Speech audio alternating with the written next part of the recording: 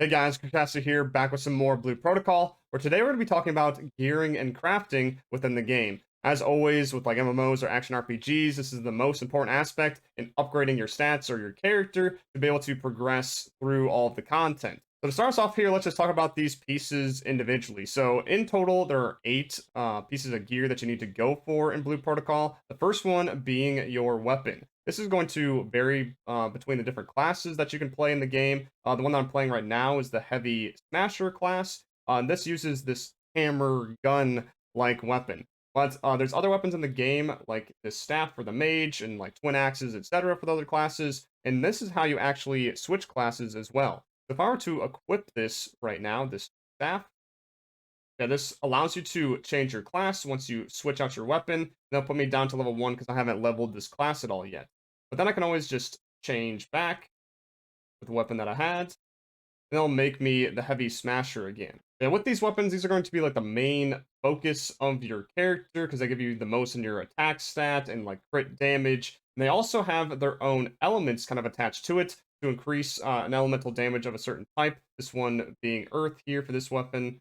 This one being Lightning, Fire, etc. So if you want to like focus in that regard, you can later in the game. But in the early game, it's essentially just going from one to the next because that's all there is that straight path, at least for the first like 3 kinds of weapons. Yeah, around the level 25 mark or midway through the game, this is where it starts branching out to where you get a variety of options. Because there is like a fire version, I believe, that you can make instead of this earth one, which has varying stats, but it's pretty much like on the same level in terms of usefulness. But the rest of these stats, these are just the base stats, which get increased on the side here. These kind of increase your attack stats or defensive stats or even HP, depending on what they are. But that's always the same every time when you make this particular weapon here. So it's always going to be 10, 13, 13, 11, 9 when I make this one. But what varies is actually this special ability here and also the number of sockets where I can put my plugins, which we'll talk about later. And now let's move on to the rest of the gear that you can make.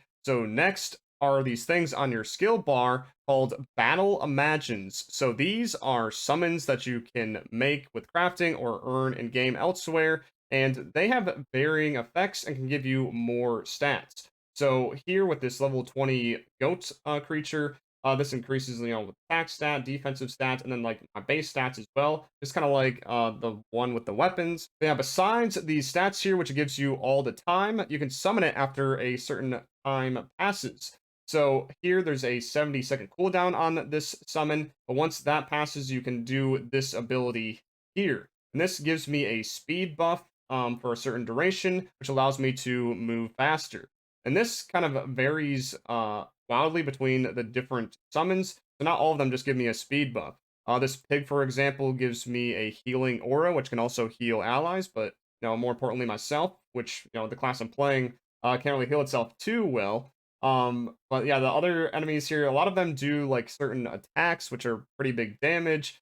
This chicken gives like another buff.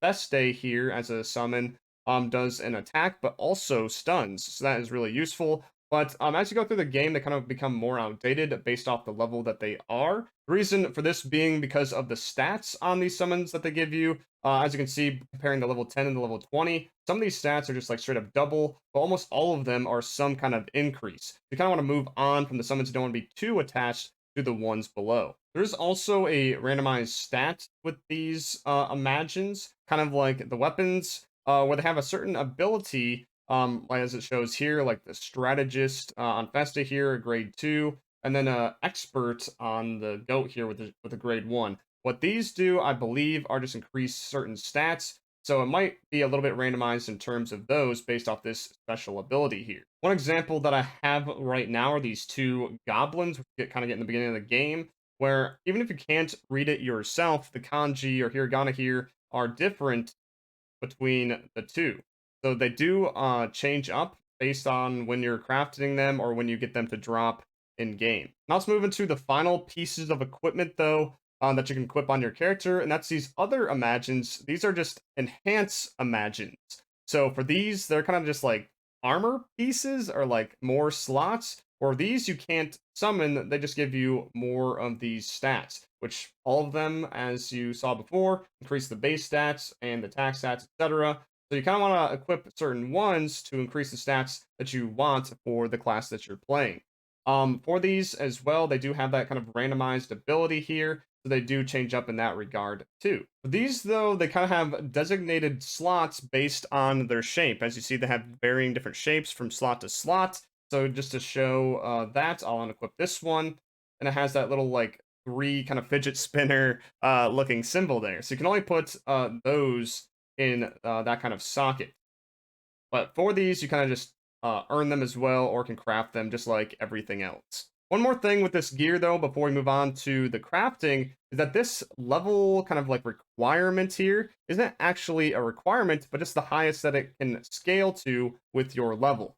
So let's just go back to that staff over here, which will make me level 1 because I am not, leveled with the mage class or the spellweaver class. Now with the class change, you can see everything else has gone down to level 1, but I still have it equipped. So what happens in these situations is it actually just decreases a lot of the stats, so it kind of scales to that level 1 point.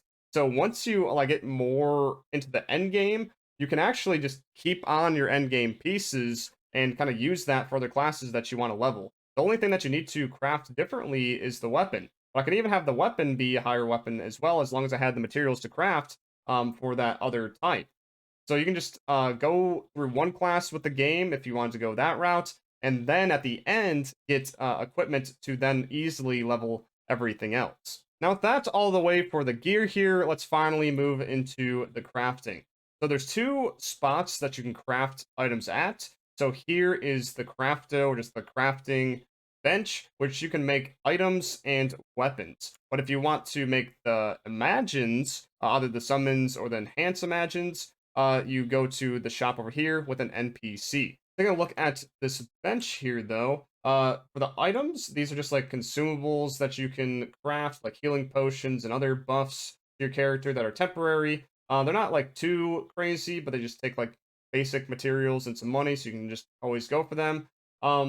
But yeah, we won't delve into this like too much here. With the weapons, though, you have like a whole bunch of options as you go through the game. For these, they unlock through blueprints, which you get either through main story or doing adventure boards, etc. But when you get those, they unlock the whole like series of weapons. So like with all these level 2s, they'll be unlocked. Once you get the one blueprint, all these level 10s would be unlocked. These, level 25, this set of fire weapons, and then the ones right here, like earth, etc. For how you tell when you get a blueprint, though, of just at least some kind, is like in different quests and activities where you have this kind of symbol here, this like recipe or like page. This one here is just for an enhance imagine, but they all kind of like look the same. Now let's take a look at the crafting here. So it tells you all the kind of stats that it will give you before you craft the item. So all these are set in stone. Here's the two randomized options here. And then these are the materials down below that are needed to make the weapon. For these, they're kind of split into three categories so far that I've been playing. The first one is like material that you get in dungeons. So specific dungeon you have to go to, you have to play it a certain amount of times and get to that amount. This second option is more of like a rare material from a certain type of enemy on the map. So you just like farm that and hopefully you get them to drop or get them through other means. And then the bottom option here is usually like some common item that you get from just like at the open worlds. It isn't too bad. But once you have all of those, just press the craft button over here. Of course, you need the money as well, the Luno currency, and then you can craft that. And then once you do craft it, you have a 25% naturally to get a great success. So once you get a great success, this kind of randomizes these here to where they can be better special abilities for the enemy type, focus, or whatever, and then they give you 2 to 4 sockets once you have that great success. If you just get a regular success, you just get 1 socket and a lesser special ability. That's kind of like the end game loop once you go through the game, because you don't really want to craft these like too many times. It isn't really necessary. But yeah, at the end game, you want to recraft your weapons to get better abilities, maybe more focused the content that you're doing, and also get more of these sockets. So it's also neat with this game is that hovering over these different information sections here, it tells you exactly where you need to go and also what kind of enemy you need to defeat if it is from an enemy. So this just says that dungeon over there, and then this says like going to that place, and then the enemy type on the sides. And this is just saying, just gathering just like in general from rocks. And then also another neat feature with this is that you can track the progress of the materials with this button down here. I already have it tracked, but just to show it off, and click that to untrack it, but then retrack it just the same. And then it'll be in your quest log. So the quest log here, and then the final option will have the weapons that you want to go for. Then if I want it to be on my menu, once I'm out of this, it'll be on the right side over there, and I'll just press J, and there is all the materials for the weapon. So I got the one objective done on the bottom, but I still need to go after the other two. A couple more things I wanted to touch on with this weapon crafting is that you can actually check the special abilities, like what can be applied to each weapon. Most of the time, it's just like extra damage against certain enemy types, is what it seems. And then, like what I was saying before, with the great success being a higher range of bonus to that certain thing. But just like always, you get some a special ability on there. But yeah, it can vary with the success and vary with the great successes at well. But it looks like it's a 50-50 shot between one or the other with this level 2 weapon. But as you get into others, they have different special abilities and can have more on top of that. So different kind of chances there. And then for the second button, this is comparing what you have currently equipped to the weapon that you're looking at. So that's all there is to that one. And then for the thing in the upper right here, there's tickets that you can consume to increase the chances of the great success happening for your particular weapon or make it guaranteed. Yeah, so for these, they have varying ticket costs depending on the level of the weapon. So you just see on this level 10 one here, these are all just ones for costing. But as you get farther in, they're going to take more of your tickets. So you probably want to like save them for later in the game because it seems to be like pretty sparse here. Some of them can be earned in game by doing adventure boards, quests, but it also looks like you can get these tickets through real money means. You can essentially do the same thing with the Imagine stuff over here. Yeah, this is the shop for just going down below and then talking to this NPC. So it's going to be broken up into two sections, the battle imagines right here, and then the hands imagines there. Now taking a look here, it works pretty much the same way, where you need to get certain materials to make them. But the way you get those materials is a little bit different. So for most of these, you need to kill a world boss to get its soul. That's usually the first option here. It seems like the soul is pretty much like guaranteed when you kill the world boss, so there isn't like any really worry about that. And then for these other materials, they're kind of just like some basic ones, like the second and fourth option on this one. But then the third one is more like a more rare drop from certain enemies. There's also some other summons though that they kind of just give you in the game, like Festy here. You just gotta do a certain main story, and it gives you 3 of these, and then you can just craft her to just have. But also you can get these to just straight up drop. That goes for the weapons as well.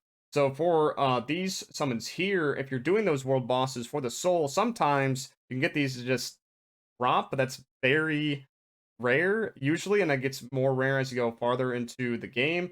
But if you are lucky enough, you don't have to craft it with all these materials. But yeah, with the weapons, for the dungeons you have to go for those certain weapons, they can drop in those too. For these, just the same as the weapons, they can be tracked down below with that button, and then you just craft it over here with some Luno and those materials.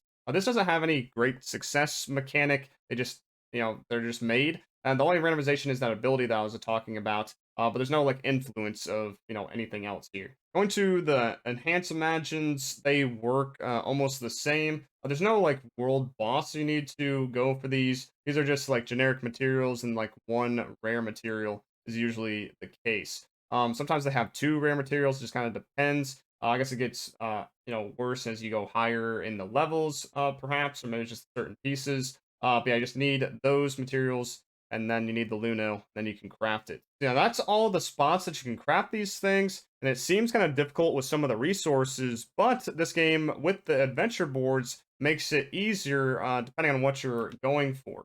So these are a bunch of boards I talked about kind of a little bit more in depth in a previous video if you want to check that out. Before these, they are kind of focused on a certain item or aspect of the game.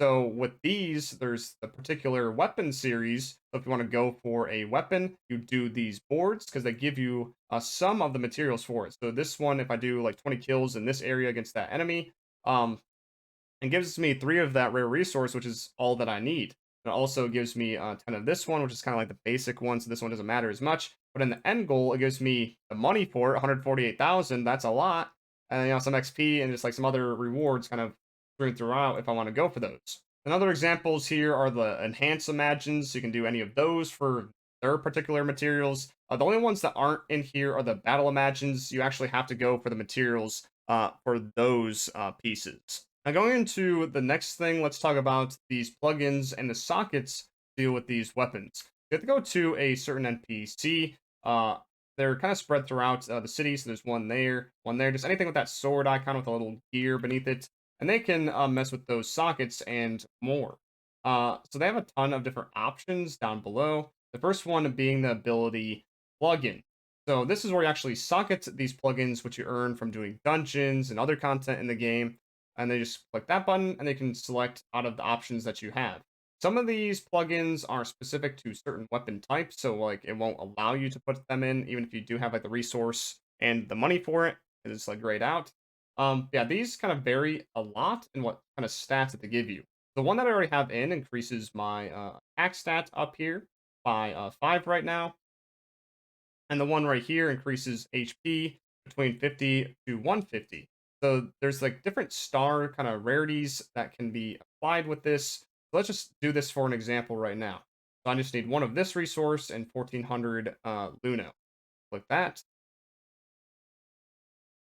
Kind of just like does an animation, and then there it is applied. So it's the 1 star on that. So we say yes to have it plugged in, and that's all there is to it. Now, as of right now, I'm not sure if it's like always the 1 star rarity. It seems like it's supposed to be like random rolled when you put it on the certain weapon. So like it could have been a 5 if I was like really lucky. I'm not quite sure yet, but I've always gotten 1s so far. But with that, you can actually increase the stars with the second option with the weapon tuning. Click on that. So I can actually increase them if I use these tuning tickets or just these other tickets down below. So I need 2 of those to tune both of these at the kind of like the same time. I think it just kind of like re-rolls it. I don't want to use the tickets here. But yeah, it seems like the tickets are kind of like on the rare side. So usually you kind of got to get more plugins to then try for the higher stars, and then you wouldn't socket these in. The reason why I say that is because removing them is a little bit difficult. You have this ability removal section as a third option, which can allow you to take these off. The first one being it just removes it but deletes the plugin. The second one being it removes it and you actually get to keep the plugin. I'm not sure how this goes later in the game, but I know right now at level 26, I only have 3 of these tickets and 0 of the other. So it seems like you really want to be careful with these plugins and with your weapons. So if you don't want to recraft another weapon because you got crap plugins in here, you might just want to deny the plugins going in if they rolled at a 1. Just get more plugins by doing the dungeons, etc., because that seems to be easier than trying to remake these weapons, especially later in the game. For the last option in here, this allows you to extend the sockets. So if you didn't quite roll, the max 4 sockets when with a great success, you can extend it by using another ticket here. I'm guessing this is like super rare and maybe you can't really obtain it. I noticed that pretty much like all of these tickets can be earned in some way with real money or like season pass, etc. Maybe that's kind of like the main ways to get them, and they're kind of like the convenience for the game and like a way for it to get monetized. I'm not sure if I would consider this myself like pay to win, but it's definitely like a huge convenience over free to play players. I'm just gonna like keep an eye on it as I play through the game to see if I get more tickets naturally, or if it's actually like a big problem as we get to the end. But yeah, one last thing with gearing in general is that the reason you want to get all of this gear, besides just like the stats, is that you want to get this battle score higher. This is just like your gear score essentially that gatekeeps you from doing content. So all of what we mentioned today factors into this, except for the plugins on the weapons. Yeah, just getting the weapons themselves, the battle imagines and enhanced imagines all combined makes up this score. And when you check out these missions here, like the dungeons, they have these different scores that you have to reach. The 184 there, 1890 with that one, etc. There's other modes like these arenas that require it. The towers, pretty much like everything instance base will require it. And that's everything that I have for the basics with gearing and crafting for Blue Protocol. If there's anything else that you guys want to know about the game, just let me know in the comments down below, and I'll see you in the next one. Peace.